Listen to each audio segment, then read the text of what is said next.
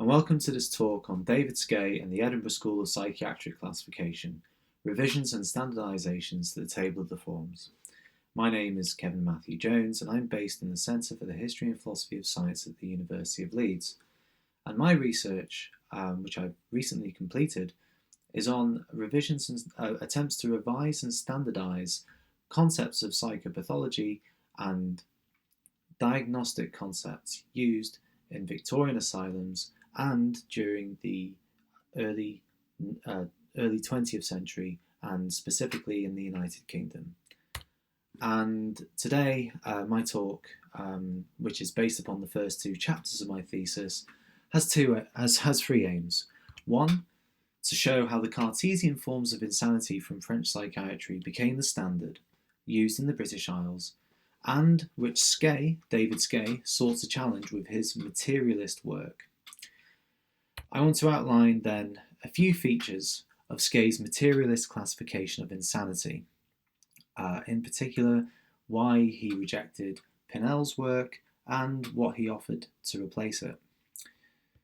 I then want to show how Skae and his students sought to replace the Cartesian forms that had come from French psychiatry in the wake of Philippe Pinel, and how he sought to replace it with his own radical materialist classification and the opposition this faced from certain factions working within British psychiatry. So my first part of my talk will look at the kinds of psychiatric classification that had developed in the United Kingdom from 1800 to 1860. So to begin with, a lot of the work that was the psychiatric classification that existed in the United Kingdom was heavily influenced by that had developed in French psychiatry after the French Revolution. Philippe Pinel, who was a towering figure in the history of French psychiatry, was made superintendent of the Bicêtre and later the Salpêtrière after the French Revolution, and he established a school of psychiatry that really set the leading light for European medical thought. And here, in this photograph, we have a heroic depiction of him freeing the mentally ill from their chains at the Salpêtrière. This was painted 50 years after Pinel's death in 1826, and it really does show his stature in the history of psychiatry. He's very famous for his notion of moral therapy, which is a more humanistic approach to treating those who are suffering mental illnesses. But today I will focus less on his therapeutic approach and more on his clinical conceptions or his diagnostic concepts, which in the parlance of 19th century psychiatry were termed the forms of insanity. And these were mania, according to Pinel, the forms of insanity that could be that he observed in his patients were mania, melancholia, dementia, idiocy, and the subtype of mania, mania sans delusion, which became translated in Anglo-American, Anglophone psychiatry as moral insanity. And this is a form of insanity that is characterized by a lack of emotional effect, and is also characterized by the lack of delusions. But it's a foundational term in psychopathy and criminal forensic psychiatry. And Pinel thought that the patients in the Salpêtrière could be divided into these categories, into maniacs, melancholics, and those with dementia and idiocy. Pinel's work on classification is included in his 1801 Traité médico-philosophique sur l'aliénation mentale, and this was translated poorly into English in 1804 as a treatise on insanity, and it included all sorts of additions, and it was characterized by a kind of flowery, over-the-top and ornate language, used by the translator, David Davis, a Sheffield physician, which is quite far away from the precise clinical tone of Pinnell's French. Nevertheless, it was reviewed in the Edinburgh Review in 1806, and it was criticised as being too Cartesian by the reviewer. And it was largely ignored in the British Isles. And I just include this photograph from the grounds of the Royal Edinburgh Hospital, which includes Pinnell's bust right in the centre, and it was placed here on the centenary of his death in 1926. And he stands head alongside other figures in the history of medicine, including Florence Nightingale and Dorothea Dix, and he's right at the top. Yet it's somewhat ironic that his work was not so influential until the mid-19th century. And this figure, James Cowles Pritchard, was foundational and was very pivotal in making Pinnell's work popular in the United Kingdom. Cowles Pritchard trained in Edinburgh Medical School, and he was initially influenced by German nature philosophy. So this is the work of Schelling and Fichte, German idealism, which rejected Cartesian dualism and instead claimed that mental phenomena have the roots of their explanations in the physical world. So Cartesianism, Cartesian dualism has a mechanistic idea towards the physical world, and with the substance dualism, there are different explanations for mental phenomena. Whereas Schelling and Pritchard, influenced by Schelling, thought that mental phenomena could be explained by the mechanistic or by the physical world. There was not this dualism there. And his initial treatise on diseases of the nervous system was materialist and was influenced by the work of William Cullen, which we'll look at in a little moment. His later work, a treatise on insanity and other disorders affecting the mind, marked a shift in his ideas, and this was heavily influenced by the kind of French classification. And this was partly because Pritchard himself could read French, but he also spent a little bit of time in Paris and rubbed shoulders with some of Pinnell's prominent students, including Esquirol, who had by this time become the towering figure in French psychiatry. And what made Pritchard so important was that he would sit as the expert in mental disorder on the first Lunacy Commission that was established in 1845. The Lunacy Commission was the standard body that was in charge of overlooking the standards in British asylums. They were also in charge of collecting statistics submitted by asylums throughout the British Isles. And the Lunacy Commission was established in 1845 in the wake of the Lunacy Act. And they recommended a series of forms of insanity that were to be used in the collection of statistics and the diagnosis of patients. So the 1845 Lunacy Act made it a legal requirement to record the diagnosis of the form of insanity in an asylum logbook. So the diagnosis of any admission was to be recorded upon an entry to the asylum. And the newly established Lunacy Commission, with Pritchard on it, recommended the Pinnellian forms of insanity to be used in admissions books. And here's an extract from the first report of the Commissioners of Lunacy. And we see here that mania, dementia, melancholia, and moral insanity were included in their report. Monomania here, as you can see, is included, and this was another concept developed by French psychiatry by Pinnell's students. And this then marked the establishment of Pinnell's symptom-based approach. This recommendation by the Lunacy Commission established it as the standard used in British psychiatry. So then the forms of French psychiatry were recommended by the Lunacy Commission, and this effectively meant that they became the standardised terms used in diagnosis in asylums and used for the collation of statistics. And just to recap, These were mania, moral insanity, mania without delusion, as it was in the original French, idiotism, dementia, and melancholia.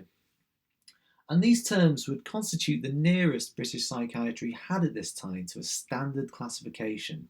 And they were also adopted by the newly established Medical Psychological Association in 1842. And this then, the Medical Psychological Association was the main representative body of asylum superintendents. And so, in a way, the symptom-based approach that was advocated, but symptom-based being a description of symptoms, melancholic symptoms, manic symptoms, symptoms of dementia, without a materialist basis. These then became the shared language of British psychiatry from the 1840s onwards.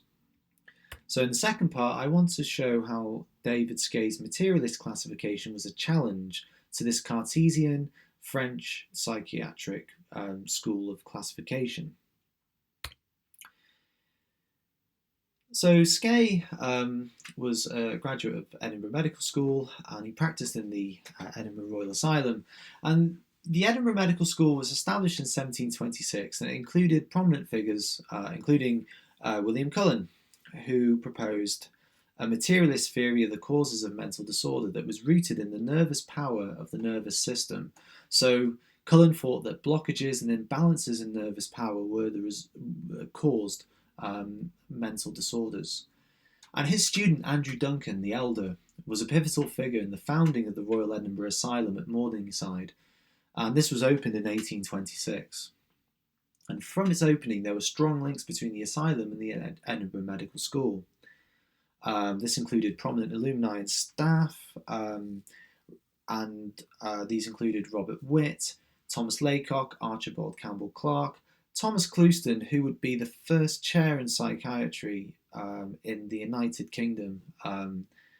He would sit as the first lecturer on mental diseases and was a student of Skae. James Crichton Browne, who was the medical superintendent of one of the largest asylums in the UK, the West Yorkshire Lunatic Asylum, and will feature in our story a bit later on as one of the prominent critics of David Skae's approach. We have David Skae himself, of course, and more recently, David Henderson, who is responsible for one of the longest running textbooks in psychiatry, which went through 6 or 7 editions published from 1926 to 1960. So we really do see a prominent heritage revolving around both the Royal Asylum, the Edinburgh Royal Asylum, and the medical school. So then, David Skae himself, I don't want to go into too much detail on his biography, but I think this quote from Michael Barfoot in his fantastic summary of Skae's work really does tell us what we need to know about him. And that he was like so many other young medical men trained at Edinburgh during the 1820s and 1830s. He observed facts, quantification, and inductive reasoning in order to arrive at truth. And these were prominent in the Manifesto of Scientific Method Skae professed. And Skae had aspirations for mental disease and psychiatry to arrive at a scientific classification that was based upon material conditions of the body. Skae had earlier on in his career rejected phrenology for it was not precise enough and lacked a materialist and anatomical basis. But what I find interesting about Skae in particular and his role in the history of psychiatry is that, one of his prominent biographers, Frank Fish, claimed that Skae's work has been forgotten. And this is mainly because he did not write a textbook during his life. However, during my research, during my thesis into 19th century psychiatry, Skae's work was very much in vogue during the 1860s and 1870s, and although he did not write a textbook, looking at the minutes of discussions that are now held by the Royal College of Psychiatrists, it is clear to see that Skae's work came up again and again and was wildly influential on psychiatric thought.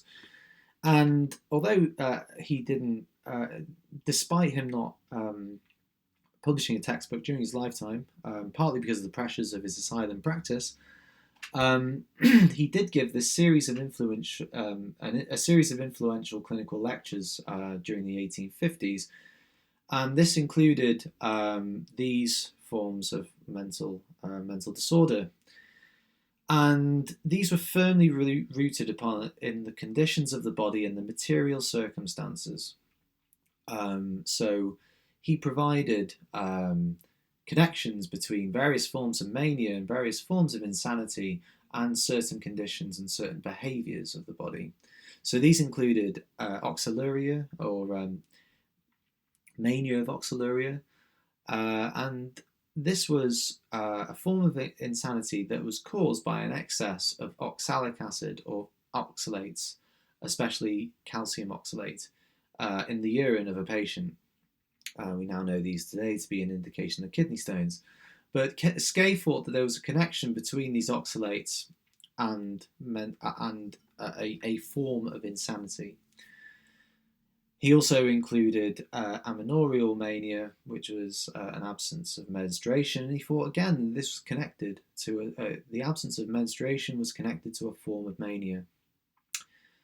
He also included dipsomania, which was a form of alcoholic insanity, which is differentiated from mania of alcoholism, because dipsomania could include melancholic, symptoms that were described as melancholic, or of those associated with patients with dementia.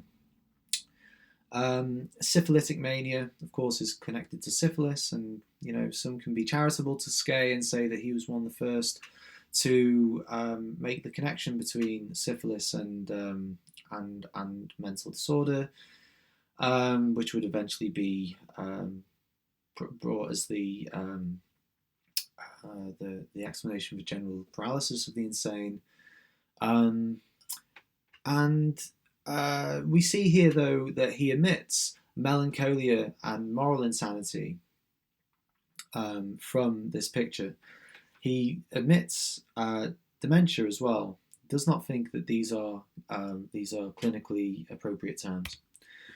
So finally, I just want to very briefly look at the kinds of revisions that were made to the table of the forms of insanity that were used by the Medical Psychological Association, and the role that Skae could have played. The challenge that was given to the Pinellian forms from Skae's materialist classification that we've just looked at.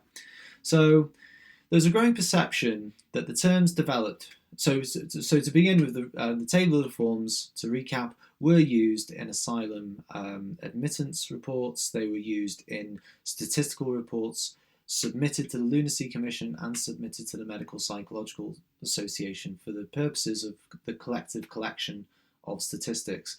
And there was a growing perception, however, that the terms developed by French psychiatry in the wake of Pinel were too vague, and there was too much potential for confusing diagnosis.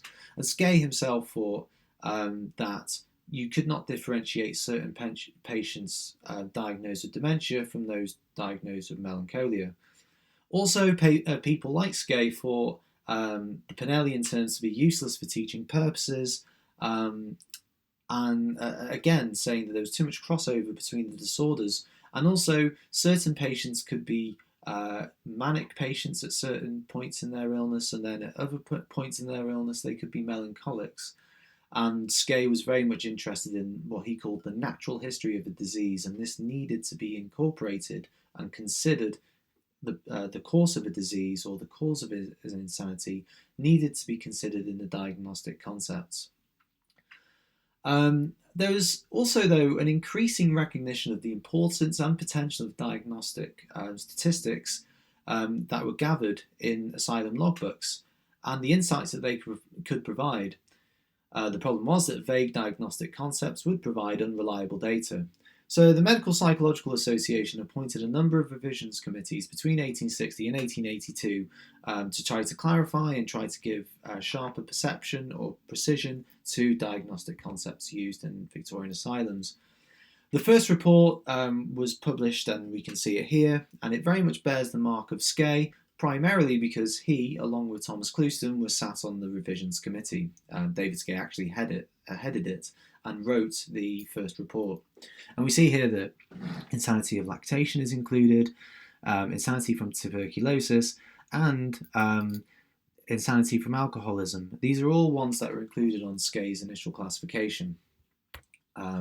This report then prompted a response from James Crichton Browne, who I mentioned earlier on, and who was the medical superintendent of the West Yorkshire Asylum, and was a very influential figure in the psychiatric circles of the mid to late 19th century. And he attacked the movement behind Skae's classifications had become the standard, prompted him to intervene in an article he wrote in 1874, published in the Society's Journal of Mental Science. And this attacked Skae's classification for being too speculative.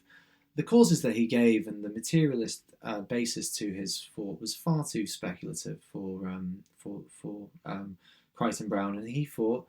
And he even went as far as to call those pushing for it, principally Thomas Clouston, as disciples whose bungling and divergent opinions proved a risk to the quality of research undertaken by the MPA.